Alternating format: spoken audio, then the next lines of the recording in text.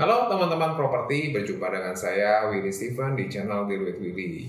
Ya, pada kesempatan kali ini saya mau share beberapa chat dari klien saya yang masuk ya seputar permintaan request ya untuk aset mereka, yaitu apartemen-apartemen yang tidak terkelola. Nah, mereka sendiri juga bingung, apartemen kalau properti aset yang sudah tidak produktif itu harus diapain. Nah, jadi aset properti, terutama apartemen dalam kesempatan ini, ya kenapa bisa menjadi tidak produktif? Itu memang asalnya ada dua, yaitu yang pertama mereka memang sebagai end user yang sebelumnya perlu pakai apartemen itu sebagai tempat tinggal karena dekat tempat kerjanya. Tapi juga ya ada juga beberapa klien yang memang mereka investor, ya di satu waktu itu mudah sekali tersewa, tapi di saat ini sangat sulit tersewa sehingga mereka jadi kebingungan dan mereka bertanya kepada saya apa yang harus saya lakukan. Oke, tapi sebelum saya lanjut share lebih dalam lagi, kalian juga jangan lupa like dan subscribe dulu ya channel saya dan jangan lupa juga aktifkan lonceng notifikasinya supaya kalian tidak pernah ketinggalan video saya berikutnya.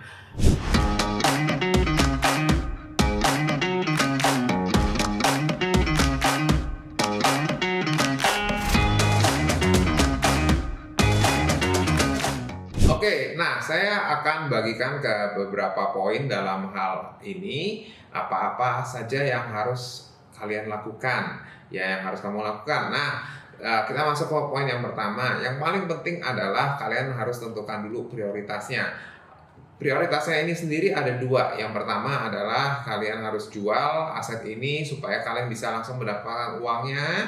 Nah, kemudian kalian belikan aset lain atau usaha lain, ya itu silahkan ya. Nah, kemudian yang kedua adalah kamu tetap memilih untuk mempertahankan properti ini dan terus mendapatkan income dari uang sewanya. Nah, itu harus jelas dulu fokusnya mana yang kalian inginkan ya. Jadi jangan sampai ya prioritasnya yang mana, ya pengennya terserah yang mana yang lebih cepat. Nah, kalau kita sudah masuk ke kondisi bahwa oh yang mana aja deh, ada orang mau sewa boleh, mau beli juga boleh, ya akibatnya menjadi ya makin sulit karena kitanya sendiri makin cuek.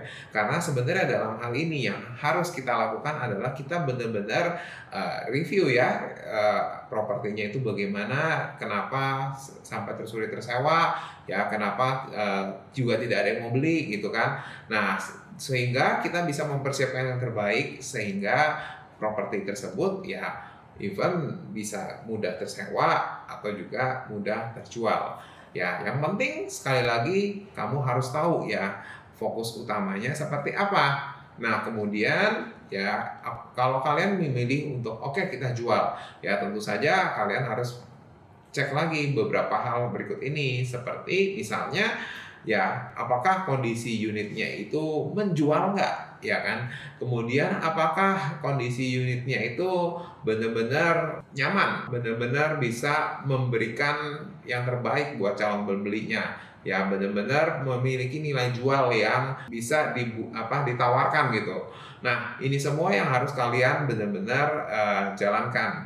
Nah, kemudian juga selain itu ya kalian juga perlu lengkapi beberapa hal yang memang harus dilakukan karena kita juga nggak bisa jual seperti ala kadarnya, ya seperti oh oke, saya mau jual dengan kondisi seperti itu. Nah, yang terjadi adalah biasanya unit tersebut bisa ditawarkan dengan harga yang relatif rendah atau rendah banget malah.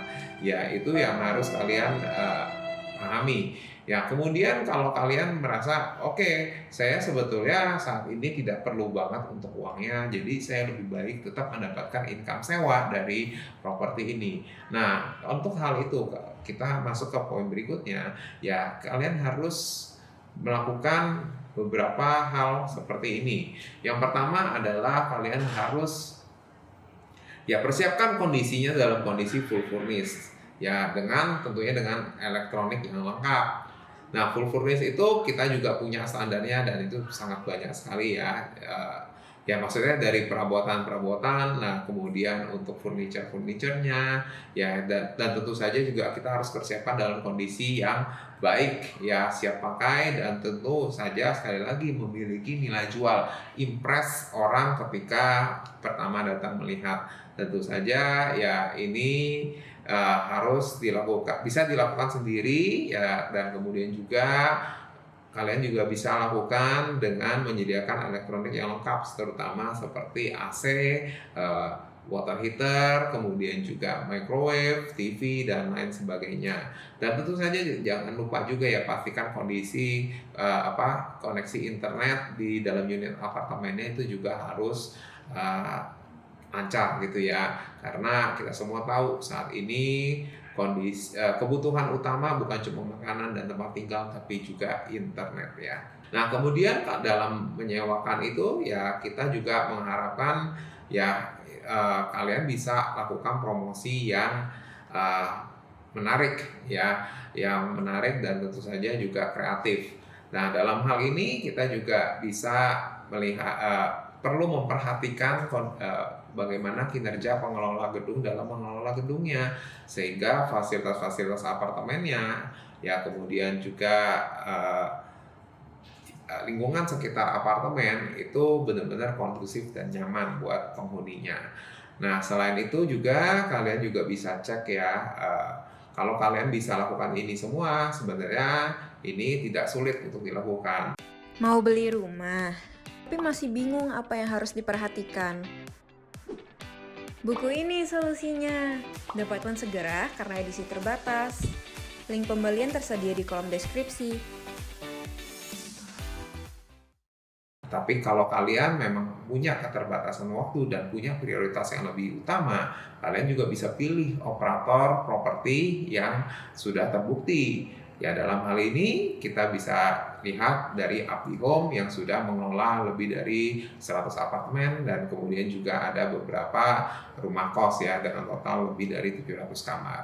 Nah, yang paling penting adalah kalian juga harus mempersiapkan atau selalu mengecek kondisi pasar yang berlaku sekarang ya. Jadi kalian harus tahu harga marketnya berapa, dan di situ juga kalian bisa tetapkan target harga yang bisa didapatkan ya, karena kalau kita memiliki idealis yang terlalu kuat atau terlalu tinggi ya, itu juga menyebabkan menghalangi kita untuk mendapatkan baik itu penyewa yang bagus ataupun juga calon pembeli yang bagus. Baik bagi kalian yang memilih untuk menjual ataupun menyewakan ya, untuk mendapatkan terus mendapatkan passive income-nya ya, kalian harus lakukan persiapan yang terbaik dan kemudian jangan pernah menutup peluang untuk mendapatkan penawaran yang terbaik. Nah, misalnya seperti apa? Kalau misalnya ternyata kita memang tidak ada rencana untuk menjual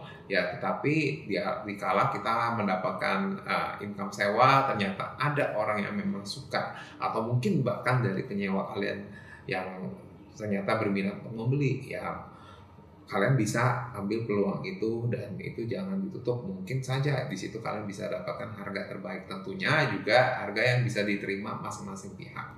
Ya, oke, kesimpulannya begitu banyak jalan ya atau peluang yang bisa kita dapatkan dari aset kita, dalam hal ini properti, terutama dalam hal ini juga yaitu apartemen yang tidak produktif ya menjadi produktif ya, bahkan terus memberikan kalian keuntungan. Ya, jangan lupa kalian bisa share konten ini jika kalian merasa bermanfaat, dan kalian juga bisa traktir kopi saya jika kalian ingin tahu lebih jelas ya bagaimana saya bisa meningkatkan ya atau memaksimalkan income dari aset properti, terutama dari apartemen dan rumah kos. Kalian bisa klik link di bawah ini. Oke, sekian sharing dari saya. Terima kasih. Bye-bye.